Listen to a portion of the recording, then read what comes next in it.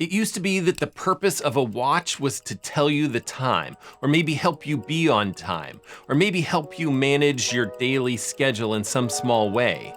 But times are a-changing.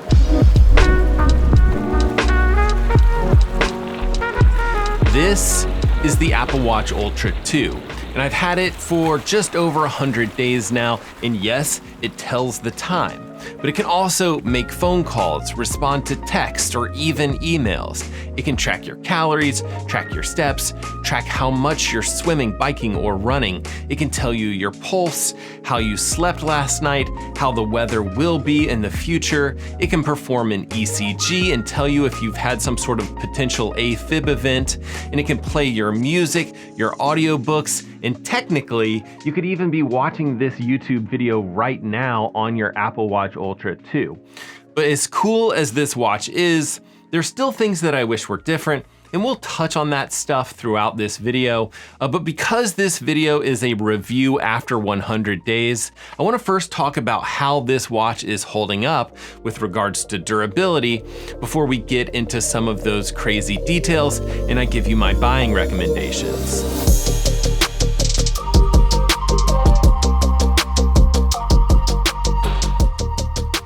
Okay, I'm using a macro lens in these shots here, which does tend to amplify any sort of scratches or blemishes on these watches. But as you can see, this watch is holding up extremely well. The titanium watch body should show occasional scratches. I personally don't see a ton of significant issues here. The sapphire lens display should actually be even more durable. Sapphire is the closest to diamond on a scale of hardness. So it's not impossible to scratch. It's just, very, very unlikely. So I've been using this watch without any sort of screen protector or case or anything like that. I know that they do sell those kind of things online. I'd skip them if I were you, unless you maybe really like the way one of those looks or something like that. And if you've seen my Apple Watch Ultra 1 review after 100 days, or the video talking about its durability after 300 days, you can probably guess that this watch is holding up extremely well. The Apple Watch Ultra 1 and the Apple Watch Ultra 2, they have, as far as I can tell, like the exact same watch body, same casing, same material, and we should expect the same durability between the two devices. And in this case, the Apple Watch Ultra 1 is on the left after a year, and the Apple Watch Ultra 2 is on the right after these past 100 days or so. So great durability on this device, really pleased with that so far.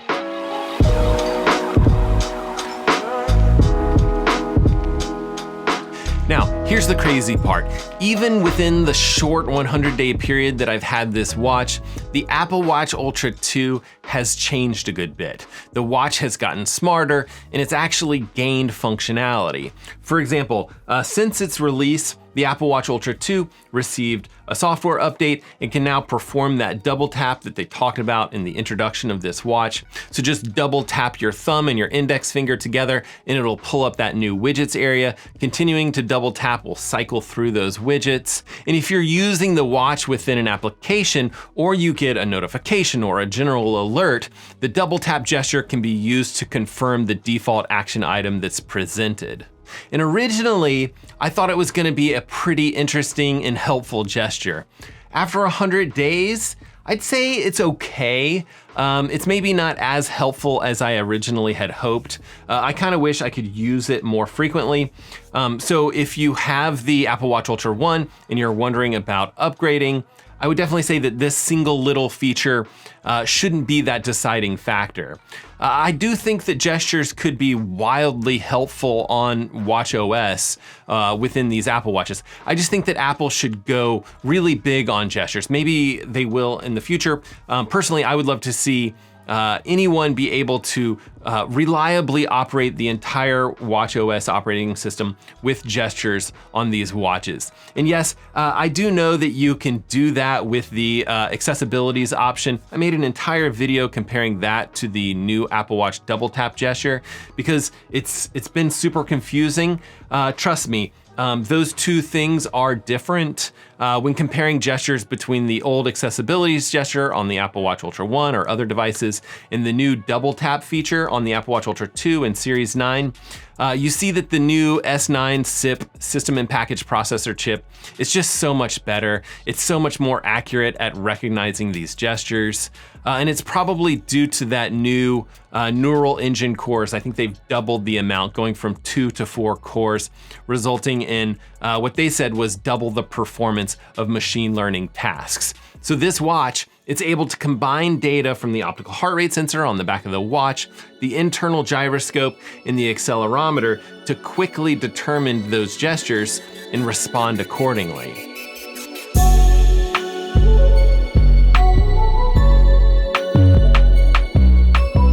Okay, so Apple has doubled the neural engine cores, but Apple has also added a new dual-core CPU, which has 5.6 billion transistors. That's 60% more than the Apple Watch Series 8.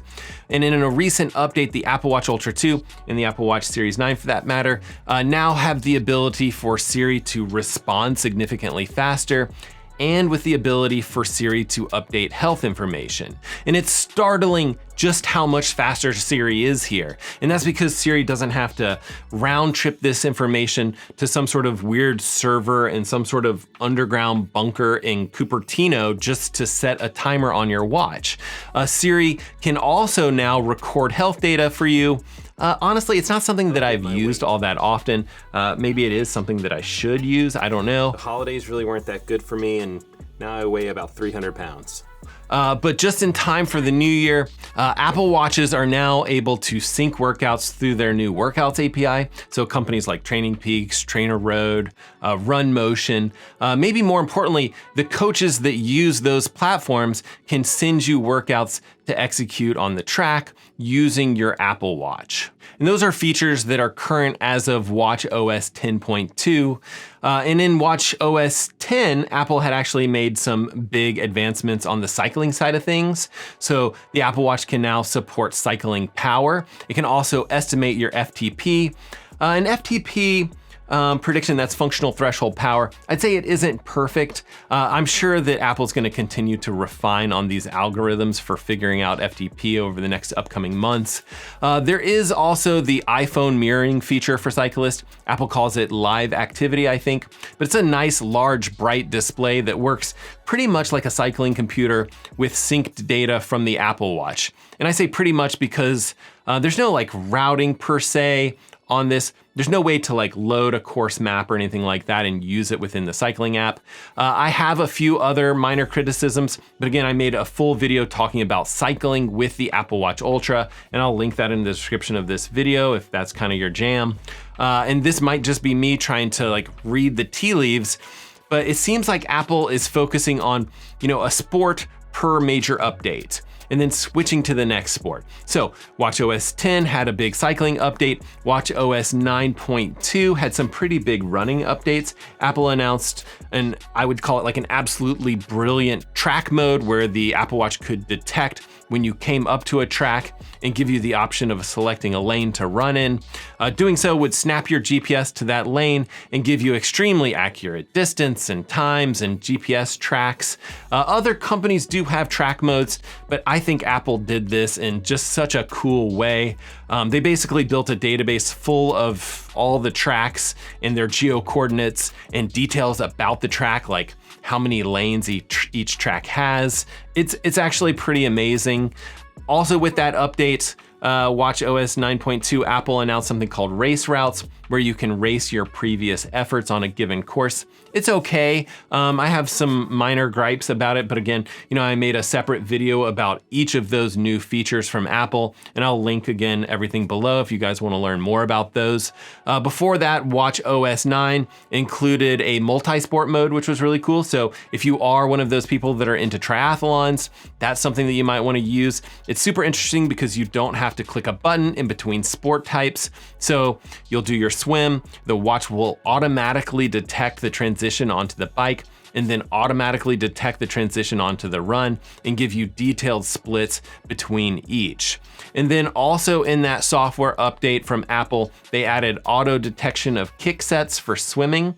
So it seems to me like Apple has gone through this like swimming running and then biking updates with these iterative software developments. And Apple Watches, I'd say, do a pretty decent job of tracking swimming overall. I'd say I have some criticisms. I just think touchscreens and water, they're a really tricky combination to make work well. But a lot of these software updates are pretty general for all of the Apple Watches, and the Apple Watch Ultra in particular has a few extra tricks up its sleeve. And maybe the most obvious is this extra action button on the side here. It's bright orange, and it can be programmed to do a ton of different things. You can start a workout, you can turn on the display as a flashlight, you can set a waypoint, or you can set it to a shortcut here, which allows you to do pretty much anything with the action button. But the display on the Apple Watch Ultra 2 is also brighter than any other Apple Watch. It has a max brightness of 3000 nits. Just for reference, the brightest watches that I typically test here on this channel have a max brightness of about 1000 nits. Maybe more importantly, the new Apple Watch Ultra 2 can dim itself down to just 1 nit, which when you're sleeping is huge. No one wants to be blinded at 2 a.m. by their watch. But the Ultra also has an additional microphone to help cancel out background noise. This is an example of how that sounds.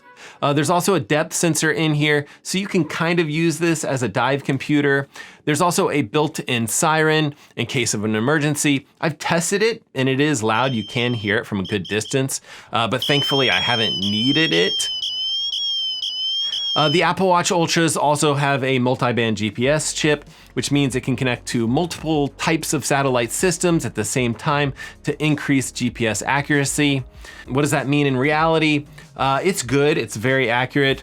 I just don't think that it's a good reason to upgrade between devices. Just the fact is, in general, Apple Watches, I'd say after about the Series 6 or so, they all have just very good GPS accuracy. I'm not sure multi-band GPS is critical, but the Apple Watch Ultra also has something called Precision Start, which I really like. So if you're running or cycling, you have the option to turn this on, and instead of it doing its like normal 3, 2, 1, go thing, the Apple Watch Ultra will let you wait until you have good satellite connections, and then you can manually start the activity. Now, I can't think of any reason why Apple couldn't have this on all of their watches, but it only seems to be on the Apple Watch Ultras for some reason. I don't know. Let me know in the comments if you know why. But then comparing it to other Apple Watches, the Apple Watch Ultra has a significantly longer battery life. Everything is basically double. The Apple Watch Ultra has a 2.1 watt hour battery compared to the 1.19 found in the Series 7, 8, and 9. So about 36 hours of daily usage versus 18. And the Ultra can go about 12 hours during like a GPS intensive activity. There are actually 2 different low power modes that can extend this all the way to either like 17 or 60 hours, depending on the settings and things like that that you choose. But I think that the biggest difference in the Apple Watch Ultra when compared to the Apple Watch series devices is the materials. The titanium watch body, the sapphire lens, they're just more durable. And it really does feel more resistant to scratches and damage. And I think overall, this watch is gonna last you a little bit longer. So, should you upgrade? Of course, the answer is maybe, or it depends. It definitely depends on which watch you currently have, and it definitely depends on your budget. But generally, I think that if you're using like an Apple Watch Series 5 or 6 or something like that, I do think that this would be a really nice upgrade. You're getting a much more durable watch with a nice, large, bright display. And the size actually might be an issue here. Here's what this watch looks like on my tiny 165 millimeter wrist. They're tiny, but they're still very manly. It's a big watch, and it does stick up a little bit higher on your wrists. It might take a little getting used to. Now here's how this watch looks in comparison to the 41 millimeter Apple Watch Series 7. And here's how both of these look on my tiny little wrists. The Series 7 weighs about 32 grams. The Apple Watch Ultra 2 weighs about 62 grams. And then here are a few additional watches, including some Garmin watches. And here's the Apple Watch Ultra 1, which is basically the same device as the Apple Watch Ultra 2.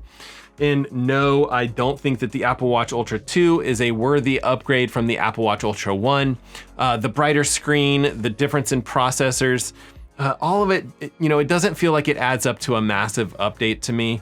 But those are just my opinions. Of course, I'd much rather hear from you guys.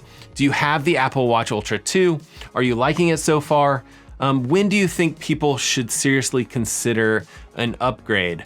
The other two big things to keep in mind as we make our way into 2024 is that Apple, I think they're very regular about these Apple Watch updates. So I think that we're highly likely to get, some sort of Apple Watch Series 10, or they might call it the Apple Watch Series X, in the Apple Watch Ultra 3 in the fall timeframe. So it might be worth considering holding off to see what's coming up next.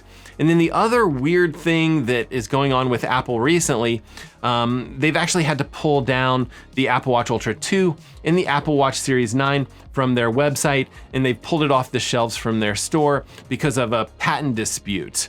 It was unavailable for 7 days. It's back up now, and it looks like it's gonna be available at least until mid-January, when they might run into another import ban issue. And this dispute is about the blood oxygen saturation sensor. So Apple may have to change something via software in future models.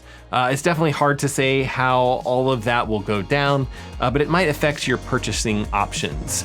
Either way, the Apple Watch Ultra or no watch at all, I really do hope that you're getting out there swimming, biking, running, rinsing, and repeating it all over again. And we will see you guys on the next one.